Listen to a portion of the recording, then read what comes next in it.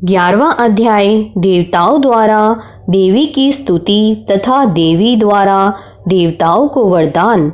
मैं भुवनेश्वरी देवी का ध्यान करता हूँ। उनके श्री अंगों की आभा प्रभात काल के सूर्य के समान है और मस्तक पर चंद्रमा का मुकुट है। वे उभरे हुए स्तनों और 3 नेत्रों से युक्त हैं। उनके मुख पर मुस्कान की छटा छाई रहती है और हाथों में वरद, अंकुश, पाश एवं अभय मुद्रा शोभा पाते हैं। ऋषि कहते हैं, देवी के द्वारा वहां महादैत्यपति शुंभ के मारे जाने पर इंद्र आदि देवता अग्नि को आगे करके उन कात्यायनी देवी की स्तुति करने लगे। उस समय अभिष्ट की प्राप्ति होने से उनके मुख कमल दमक उठे थे और उनके प्रकाश से दिशाएं भी जगमगा उठी थीं। देवता बोले, शरणागत की पीड़ा दूर करने वाली देवी हम पर प्रसन्न हो। संपूर्ण जगत की माता प्रसन्न हो। विश्वेश्वरी, विश्व की रक्षा करो। देवी, तुम ही चराचर जगत की अधीश्वरी हो। तुम इस जगत का एकमात्र आधार हो, क्योंकि पृथ्वी रूप में तुम्हारी ही स्थिति है। तुम देवी, तुम्हारा पराक्रम अलंघनीय है। तुम ही जल रूप में स्थित होकर संपूर्ण जगत को तृप्त करती हो। तुम अनंत बल संपन्न वैष्णवी शक्ति हो। इस विश्व की कारणभूता परामाया हो। देवी, तुमने इस समस्त जगत को मोहित कर रखा है। तुम्हें प्रसन्न होने पर इस पृथ्वी पर मोक्ष की प्राप्ति कराती हो। देवी, संपूर्ण विद्याएं तुम्हारे ही भिन्न भिन्न स्वरूप हैं। जगत में जितनी स्त्रियां हैं वे सब तुम्हारी ही मूर्तियां हैं। जगदम्ब, एकमात्र तुमने ही इस विश्व को व्याप्त कर रखा है। तुम्हारी स्तुति क्या हो सकती है। तुम तो स्तवन करने योग्य पदार्थों से परे एवं परावाणी हो। जब तुम सर्वस्वरूपा देवी स्वर्ग तथा मोक्ष प्रदान करने वाली हो, तब इसी रूप में तुम्हारी स्तुति हो गई। तुम्हारी स्तुति के लिए इससे अच्छी उक्तियां और क्या हो सकती हैं। बुद्धि रूप से सब लोगों के हृदय में विराजमान रहने वाली तथा स्वर्ग एवं मोक्ष प्रदान करने वाली नारायणी देवी, तुम्हें नमस्कार है। कला, काष्ठा आदि के रूप से क्रमशः परिणाम की ओर ले जाने वाली तथा विश्व का उपसंहार करने में समर्थ नारायणी, तुम्हें नमस्कार है।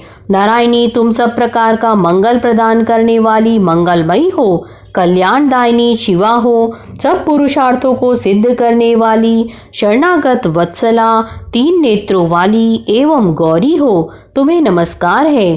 तुम सृष्टि, पालन और संहार की शक्ति भूता सनातनी देवी, गुणों का आधार तथा सर्व गुणमयी हो। नारायणी, तुम्हें नमस्कार है। शरण में आए हुए दीनों एवं पीड़ितों की रक्षा में संलग्न रहने वाली तथा सबकी पीड़ा दूर करने वाली नारायणी देवी, तुम्हें नमस्कार है।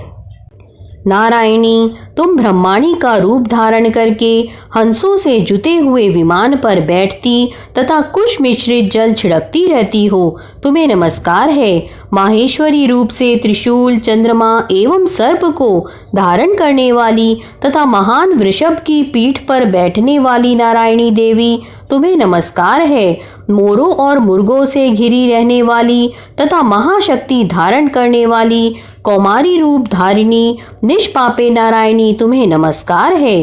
शंख, चक्र, गदा और शारंग धनुष रूप उत्तम आयुधों को धारण करने वाली वैष्णवी शक्ति रूपा नारायणी, तुम प्रसन्न हो। तुम्हें नमस्कार है। हाथ में भयानक महाचक्र लिए और दाढ़ों पर धरती को उठाए वाराही रूप धारणी कल्याणमयी नारायणी, तुम्हें नमस्कार है। भयंकर नरसिंह रूप से दैत्यों के वध के लिए उद्योग करने वाली तथा त्रिभुवन की रक्षा में संलग्न रहने वाली नारायणी, तुम्हें नमस्कार है। मस्तक पर किरीट और हाथ में महावज्र धारण करने वाली, सहस्त्र नेत्रों के कारण उद्दीप्त दिखाई देने वाली और वृत्रासुर के प्राणों का अपहरण करने वाली इंद्र शक्ति रूपा नारायणी देवी तुम्हें नमस्कार है। शिवदूती रूप से दैत्यों की महती सेना का संहार करने वाली, भयंकर रूप धारण तथा विकट गर्जना करने वाली नारायणी तुम्हें नमस्कार है। दाढ़ों के कारण विकराल मुख वाली, मुंडमाला से विभूषित मुंड मर्दिनी चामुंडा रूपा नारायणी तुम्हें नमस्कार है।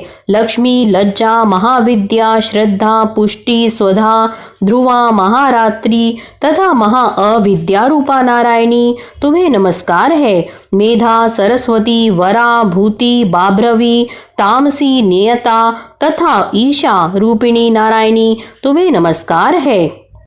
सर्वस्वरूपा सर्वेश्वरी तथा सब प्रकार की शक्तियों से संपन्न दिव्य रूपा दुर्गे देवी, सब भयों से हमारी रक्षा करो तुम्हें नमस्कार है। कात्यायनी, यह 3 लोचनों से विभूषित तुम्हारा सौम्य मुख सब प्रकार के भयों से हमारी रक्षा करे तुम्हें नमस्कार है। भद्रकाली, ज्वालाओं के कारण विकराल प्रतीत होने वाला, अत्यंत भयंकर और समस्त असुरों का संहार करने वाला तुम्हारा त्रिशूल भय से हमें बचाए तुम्हें नमस्कार है। देवी, जो अपनी ध्वनि से संपूर्ण जगत को व्याप्त करके दैत्यों के तेज नष्ट किए देता है, वह तुम्हारा घंटा हम लोगों की पापों से उसी प्रकार रक्षा करे जैसे माता अपने पुत्रों की बुरे कर्मों से रक्षा करती है। चंडिके, तुम्हारे हाथों में सुशोभित खड्ग जो असुरों के रक्त और चर्बी से चर्चित है, हमारा मंगल करे हम तुम्हें नमस्कार करते हैं।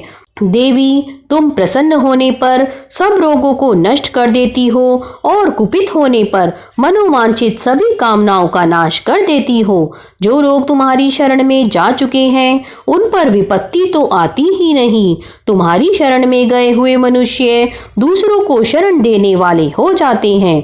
देवी अंबिके, तुमने अपने स्वरूप को अनेक भागों में विभक्त करके नाना प्रकार के रूपों से जो इस समय इन धर्मद्रोही महादैत्यों का संहार किया है, वह सब दूसरी कौन कर सकती थी। विद्याओं में ज्ञान को प्रकाशित करने वाले, शास्त्रों में तथा आदि वाक्यों में तुम्हारे सिवा और किसका वर्णन है, तथा तुमको छोड़कर दूसरी कौन ऐसी शक्ति है जो इस विश्व को अज्ञान में घोर अंधकार से परिपूर्ण ममता रूपी गड्ढे में निरंतर भटका रही हो।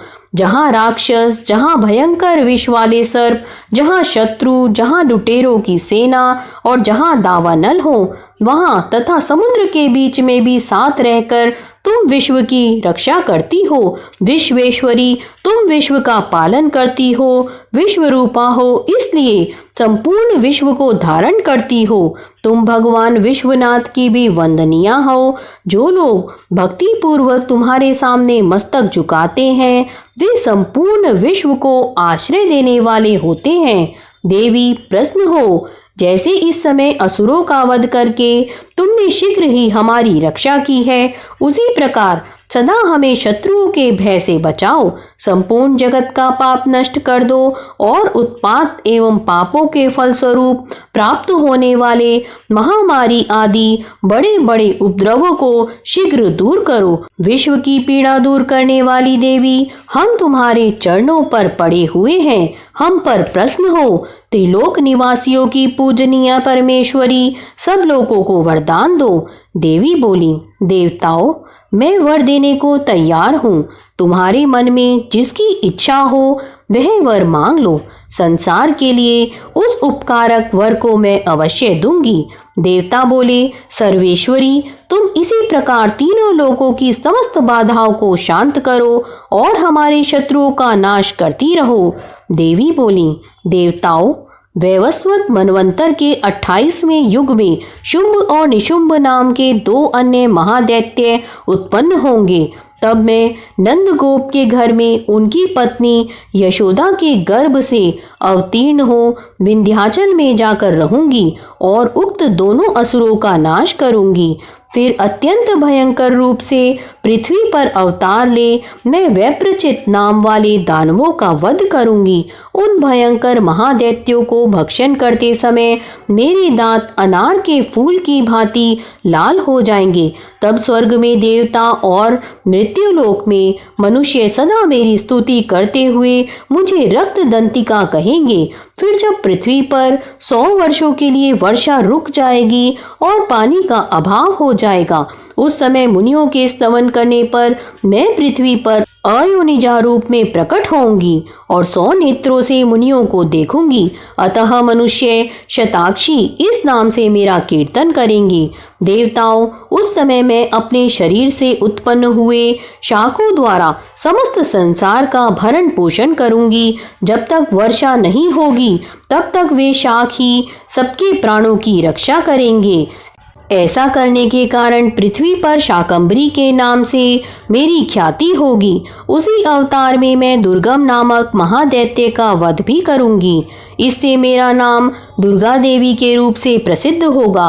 फिर मैं जब भीम रूप धारण करके मुनियों की रक्षा के लिए हिमालय पर रहने वाले राक्षसों का भक्षण करूंगी, उस समय सब मुनि भक्ति से नतमस्तक होकर मेरी स्तुति करेंगे। तब मेरा नाम भीमा देवी के रूप में विख्यात होगा। जब अरुण नामक दैत्य तीनों लोकों में भारी उपद्रव मचाएगा, तब मैं तीनों लोकों का हित करने के लिए 6 पैरों वाले असंख्य भ्रमरों का रूप धारण करके उस महादैत्य का वध करूंगी। उस समय सब लोग भ्रामरी के नाम से चारों ओर मेरी स्तुति करेंगे।